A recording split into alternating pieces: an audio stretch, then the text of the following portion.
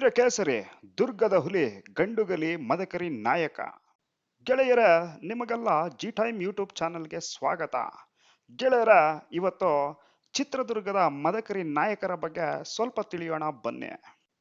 ವೀರ ಮದಕರಿ ನಾಯಕ ಹುಟ್ಟಿದ್ದು 1742 ಅಕ್ಟೋಬರ್ 13ರಂದು.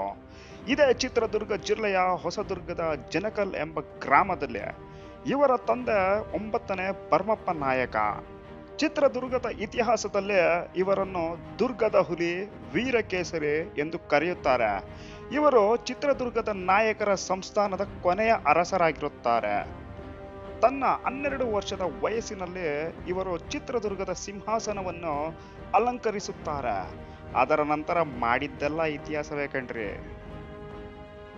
ಚಿತ್ರದುರ್ಗದ ಸಂಸ್ಥಾನವು ಅಪಾರ ಐಶ್ವರ್ಯದಿಂದ ತುಂಬಿ ತುಳುಕಾಡುತ್ತಿತ್ತು. ನೆರೆಹೊರೆಯ ರಾಜರಿಗೆ ಚಿತ್ರದುರ್ಗದ ಸಂಪತ್ತಿನ ಮೇಲೆ ಒಂದು ಕಣ್ಣು ಕೂಡ ಇತ್ತು. ರಾಯದುರ್ಗದ ಕೃಷ್ಣಪ್ಪ ನಾಯಕನಿಗೆ ಮೊದಲಿನಿಂದಲೂ ಚಿತ್ರದುರ್ಗದ ನಾಯಕರ ಬಗ್ಗೆ ಹೊಟ್ಟೆಯುರಿ. ಹಗೆಯನ್ನು ಸಾಧಿಸಲು ಇವನು ಕಾಯುತ್ತಾ ಕುಳಿತಿದ್ದ. 12 ವರ್ಷದ ಬಾಲಕ ಚಿತ್ರದುರ್ಗವನ್ನು ಆಳುತ್ತಿದ್ದಾನೆ. ಅದನ್ನು ರಾಜಮಾತೆ ನಾಗತಿ ನೋಡಿಕೊಳ್ಳುತ್ತಿದ್ದಾಳೆ ಎಂದು ತಿಳಿದುಕೊಂಡ ಕೃಷ್ಣಪ್ಪ ನಾಯಕ ಇದೇ ಸರಿಯಾದ ಸಮಯ ಎಂದು ಚಿತ್ರದುರ್ಗದ ಮೇಲೆ ಯುದ್ಧ ಸಾರುತ್ತಾನೆ. ಆದರೆ ಚಿಗರು ಮೀಸೆ ಹುಡುಗ ವೀರ ಮದಕರಿ ನಾಯಕರು ಅವನನ್ನು ಯುದ್ಧದಲ್ಲಿ ಬಗ್ಗು ಬಡಿಯುತ್ತಾರೆ. ಇಂತಹ ಹಲವಾರು ಯುದ್ಧಗಳಲ್ಲೇ ಮದಗಜನಂತ ನಿಂತು ಮದಕರಿ ನಾಯಕರು ಚಿತ್ರದುರ್ಗವನ್ನು ರಕ್ಷಿಸುತ್ತಾರೆ. ಸ್ವಲ್ಪ ವರ್ಷಗಳಲ್ಲೇ ಚಿತ್ರದುರ್ಗದ ಸೈನ್ಯವು ದಕ್ಷಿಣ ಭಾರತದ ಬಲಿಷ್ಠ ಸೈನ್ಯವಾಗಿ ಮಾರ್ಪಾಡಾಗುತ್ತದೆ.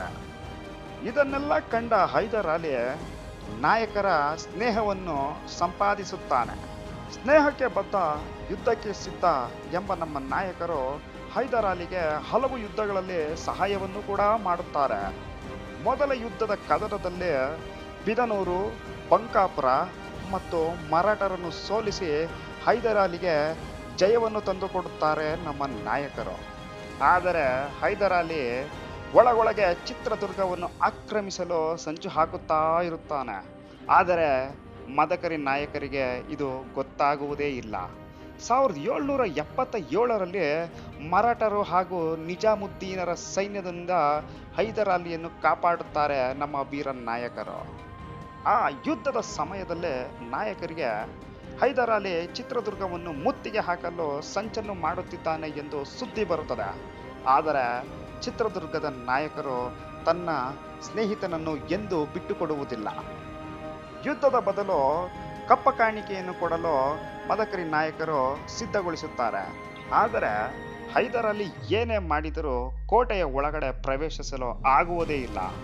ಮದ್ದು ಗುಂಡುಗಳನ್ನು ಎಷ್ಟೇ ಉಪಯೋಗಿಸಿದರೂ, ನೀರಿನಂತೆ ಸುರಿದರೂ ಚಿತ್ರದುರ್ಗದ ಕೋಟೆಯ ಒಂದೇ ಒಂದು ಕಲ್ಲನ್ನು ಕೂಡ ಅಲ್ಲಾಡಿಸಲು ಸಾಧ್ಯವಾಗಲೇ ಇಲ್ಲ. ಕೆಲವು ತಿಂಗಳ ಸತತ ಪ್ರಯತ್ನದಿಂದ ಕಂಗಾಲಾದ ಹೈದರ್ ಅಲಿ ಬೇರೆ ದಾರಿ ಕಾಣದೆ ಕಪ್ಪವನ್ನು ಪಡೆದು ಒಂದು ಒಳ್ಳೆಯ ಸಮಯಕ್ಕಾಗಿ ಕಾಯುತ್ತಾ ಹುಂಚು ಹಾಕುತ್ತಾನೆ. ಮೊದಲಿಗೆ ಹೈದರ್ ಅಲಿ ಚಿತ್ರದುರ್ಗದ ಸೈನ್ಯದಲ್ಲಿದ್ದ ಕೆಲವು ಮುಸ್ಲಿಂ ಅಧಿಕಾರಿಗಳಿಗೆ ಗಾಳ ಹಾಕುತ್ತಾನೆ. ಅವರ ಸಹಾಯದಿಂದ ಕೋಟೆಯೊಳಗೆ ಕಳ್ಳ ಹಾದಿಯಲ್ಲಿ ನುಗ್ಗುತ್ತಾರೆ. ಆದರೆ ಅಲ್ಲಿದ್ದ ವೀರ ವನಿತೆ ಓಬವ್ವ ಹೈದರ್ ಅಲಿ ಸೈನಿಕರ ರುಂಡವನ್ನು ಚೆಂಡಾಡುತ್ತಾಳೆ ಮತ್ತು ಆ ಯುದ್ಧದಲ್ಲಿ ವೀರಮರಣ ಹೊಂದುತ್ತಾಳೆ ಓಬವ್ವ. 1779ರಲ್ಲಿ ಚಿತ್ರದುರ್ಗದ ಕೋಟೆಯನ್ನು ಮೋಸದಿಂದಲೇ ವಶಪಡಿಸಿಕೊಂಡಿರುತ್ತಾನೆ ಹೈದರ್ ಅಲಿ. ಚಿತ್ರದುರ್ಗದ ಮದಕರಿ ನಾಯಕರನ್ನು ಈ ಯುದ್ಧದಲ್ಲಿ ಸೋಲಿಸಿ ಬಂಧಿಸಿ ಶ್ರೀರಂಗಪಟ್ಟಣದ ಕಾರಾಗೃಹದಲ್ಲಿ ಇಡುತ್ತಾನೆ ಹೈದರ್ ಅಲಿ ಮತ್ತು ಸೈನ್ಯದ 20ಕ್ಕೂ ಹೆಚ್ಚು ನಾಯಕರನ್ನು ಶ್ರೀರಂಗಪಟ್ಟಣದ ದ್ವೀಪಕ್ಕೆ ಬಂದಿಯಾಗಿ ಕಳಿಸುತ್ತಾನೆ. ಇದರಲ್ಲಿ ಅವನ ಉದ್ದೇಶ ಇಷ್ಟೇ: ನಾಯಕರ ಬಲವನ್ನು ಮುರಿಯುವುದು. ನಾಯಕರ ಸಾವಿನ ನಂತರ ಚಿತ್ರದುರ್ಗದ ಬೊಕ್ಕಸವು ಹೈದರ್ ಅಲಿಯ ಕೈ ಸೇರುತ್ತದೆ. ಮದಕರಿ ನಾಯಕರ ಸಾವಿನ ಬಗ್ಗೆ ಈಗಲೂ ಕೂಡ ಕೆಲವು ಊಹಾಪೋಹಗಳು ಹರಿದಾಡುತ್ತಲೇ ಇದೆ. ಇತಿಹಾಸಕಾರರಾದ ತಾರಾಸುರವರು ತನ್ನ ಪುಸ್ತಕದಲ್ಲೇ ಮದಕರಿ ನಾಯಕರು ಯುದ್ಧದಲ್ಲಿ ವೀರಮರಣ ಹೊಂದಿದರು ಎಂದು ಹೇಳುತ್ತಾರೆ. ಆದರೆ ಕೆಲವು ಇತಿಹಾಸಕಾರರ ಪ್ರಕಾರ ಹೈದರ್ ಅಲಿ ಮದಕರಿ ನಾಯಕರನ್ನು ಸಂಧಾನಕ್ಕೆಂದು ಕರೆಸಿ ಅಲ್ಲಿ ಮೋಸದಿಂದ ಕೊಂದು ಹಾಕಿದ ಎಂದು ಹೇಳುತ್ತಾರೆ. ಅದೇನೇ ಇರಲಿ ಗೆಳೆಯರೇ, ಇವತ್ತು ಮದಕರಿ ನಾಯಕರು ಕನ್ನಡಿಗರ ಹೃದಯದಲ್ಲಿ ಮಿಡಿಯುತ್ತಾ ಇದ್ದಾರೆ ಎಂಬುದು ಮಾತ್ರ ಸತ್ಯ ಸತ್ಯ ಸತ್ಯ.